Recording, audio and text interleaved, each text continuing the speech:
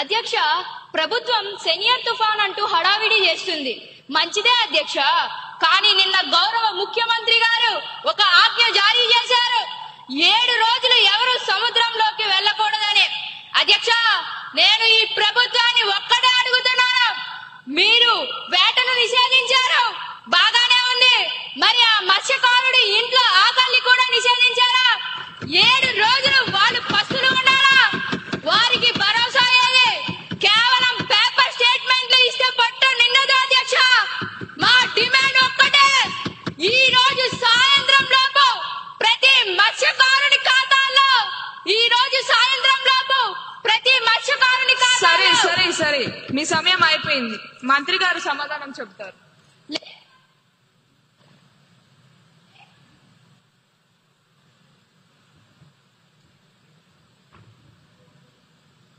మంత్రి గారి సమాధానాన్ని ప్రవేశపెట్టండి. అధ్యక్ష, అరుచుకోవడం కాదు అధ్యక్ష, వినండి. మీకోసం కాదు, ఆ మత్స్యకారుల కోసం చెప్తున్నా. మీరు అడిగింది ప్యాకేజీ లేదా వృద్ధి, అది తాత్కాలికం.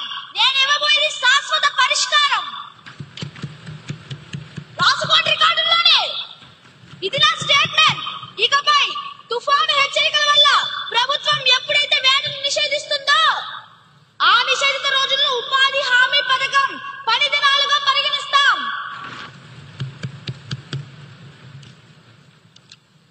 అంటే మత్స్యకారుడు ఇంట్లో ఉన్నా సరే ఆ రోజుకి ప్రభుత్వం అతని కూలి చెల్లిస్తుంది అధ్యక్ష. తుఫాను తగ్గిన వెంటనే ఆ డబ్బులు వాళ్ళ ఖాతాల్లో పడతాయి. ఇది కేవలం ఈ తుఫానికి మాత్రమే కాదు, ఇకపై వచ్చే ప్రతి తుఫానికి, ప్రతి నిషేధానికి ఇది వర్తిస్తుంది. ఇది నా మాట. ఇదొక చారిత్రాత్మక నిర్ణయం. తదుపరి అంశం.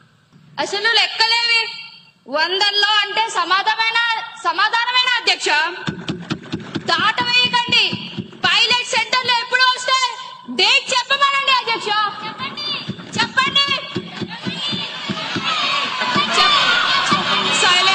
సైలెన్స్. సభ్యులందరూ సభా గౌరవాన్ని కాపాడాలని కోరుతున్నాను. అధ్యక్ష, బాగా వినమనండి అధ్యక్ష. పిల్లల చేతిలో ఫోన్ ఉంటే అది మొబైల్ వ్యసనం అంటారు. దాన్ని సరిచేయొచ్చు, కౌన్సిలింగ్ ఇస్తున్నాం. కానీ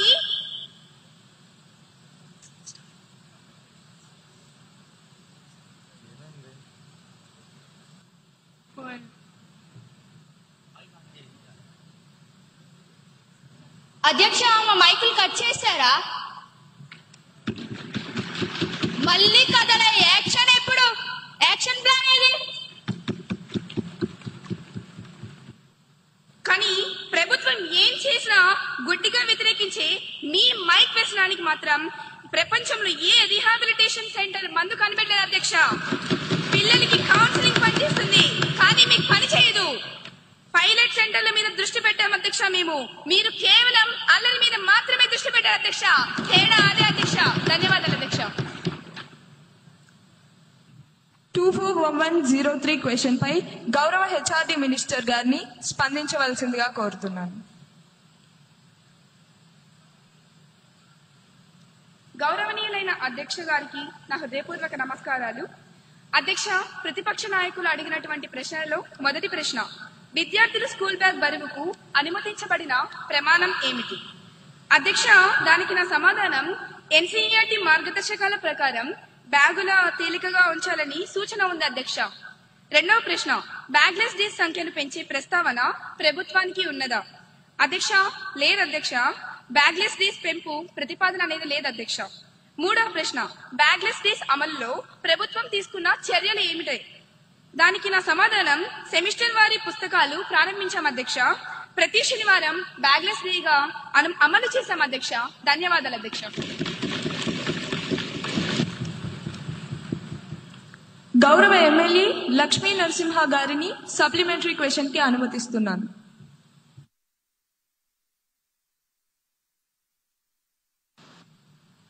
అధ్యక్ష, గౌరవనీయులైన మంత్రి గారి సమాధానం చాలా బాగుంది అధ్యక్ష. మన ప్రభుత్వం పిల్లలకి టెక్స్ట్ బుక్స్ ను, నోట్ బుక్స్ ను, బ్యాగ్స్ లను ఫ్రీగా ఇస్తుంది అధ్యక్ష. కానీ పిల్లలు ఎలా ఎన్ని చేస్తున్నా మన ప్రభుత్వం బ్యాగుల బరువు గురించి ఆలోచిస్తున్నారా లేదా ఎలాంటి చర్యలు తీసుకుంటున్నారో మీ ద్వారా తెలుసుకోవాలనుకుంటున్నాను అధ్యక్ష.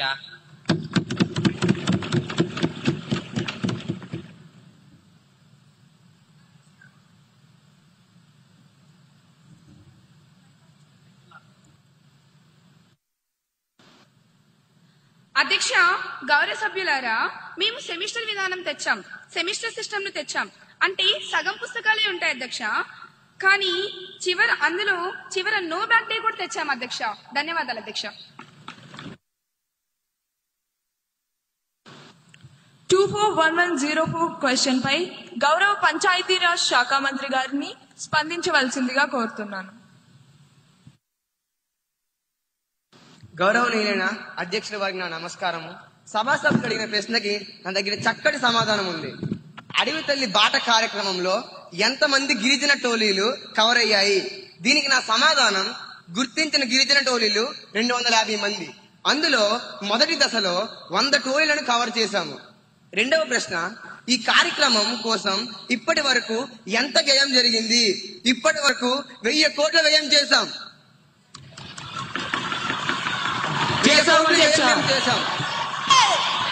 మంత్రి గారి సమాధానాన్ని పూర్తిగా వినవలసిందిగా కోరుకుంటున్నాను. ఇంకా ఎన్ని గిరిజన ప్రాంతాలు కవర్ అవ్వాల్సి ఉంది? మిగిలిన ప్రాంతాలను ఎప్పటిలోగా పూర్తి చేస్తారు? దీనికి నా సమాధానం, ఇంకా 150 టోలీలు కవర్ అయ్యాయి. రాబోయే ఏడాదిలో మేము పూర్తి చేస్తాం అధ్యక్ష. ధన్యవాదాలు.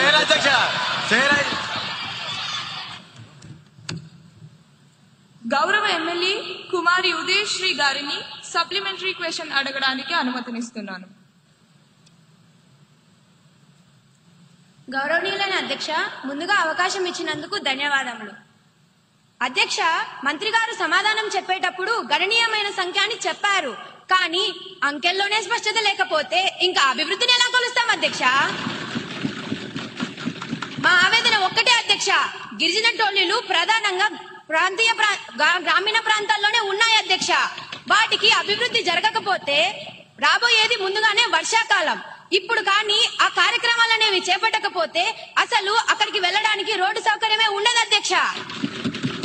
బడ్జెట్ ఉంది అంటున్నారు, మరి పనులు ఎందుకు ఆగిపోయాయి అధ్యక్ష? దయచేసి దశల వారీగాని దాటివేయకుండా అయిపోయే ఆర్థిక సంవత్సరం లోపు వీళ్ళు స్పష్టమైన లెక్కలను ఇవ్వగలరా అధ్యక్ష? ధన్యవాదాలు అధ్యక్ష. సభ్యులు అడిగిన ప్రశ్నకి నా దగ్గర చెంపదెబ్బ లాంటి సమాధానం ఉంది. గౌరవ సభ్యులు లేవలెత్తిన పాయింట్ చాలా విలువైనది. నేను అంకెలను దాచదలుచుకోలేదు. నిజమే, కొన్ని తండాలలో అటవీ శాఖ అనుమతులు రావడంలో జప్యం వల్లే పనులు ఆలస్యమయ్యాయి. ఇది వాస్తవం. సభ్యుల ఆందోళన దృష్టిలో ఉంచుకొని సభకు హామీ ఇస్తున్నాను, వచ్చే వారం సంబంధిత అధికారులతో మరియు ఆయా నియోజకవర్గ ఎమ్మెల్యేతో ప్రత్యేక సమీక్ష ఏర్పాటు చేస్తాం. వర్షాలు మొదలయ్యే లోపు పెండింగ్ లో ఉన్న 20 తండాల్లో పనులు ప్రారంభించి మార్చి లోపు పూర్తి చేస్తాం. నిధులు కొరత లేదు, చింతకండ శుద్ధి అంతకన్నా లేదు. ధన్యవాదాలు అధ్యక్ష. 240105 క్వశ్చన్ పై గౌరవ ఎనర్జీ శాఖ మంత్రి గారిని వివరణ ఇవ్వాల్సిందిగా కోరుతున్నాను. గౌరవనీయులైన అధ్యక్ష, నమస్కారం.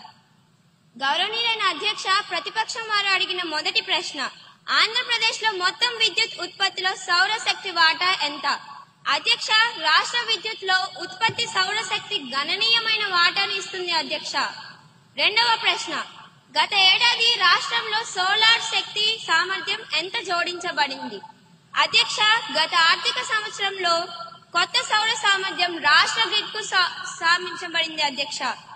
మూడవ ప్రశ్న, పిఎం సూర్యఘర్ ఉచిత విద్యుత్ యోజన కింద నగర మరియు గ్రామీణ ప్రాంతాల్లో ఎంతమంది లబ్ధిదారులు నమోదు అయ్యారు అని అడిగారు అధ్యక్ష. ఈ యోజన కింద నగరం మరియు గ్రామీణ ప్రాంతాల్లో అనేక మంది లబ్ధిదారులు నమోదు అయ్యారు అధ్యక్ష. ధన్యవాదాలు. గౌరవ ఎమ్మెల్యే కుమారి డయానా గారిని సప్లిమెంటరీ క్వశ్చన్ అడగడానికి అనుమతినిస్తున్నాను. ధన్యవాదాలు అధ్యక్ష. అధ్యక్ష, మంత్రి గారు చెప్పినట్లు రాష్ట్రంలో సోలార్ కెపాసిటీ పెరగడం సంతోషకరం.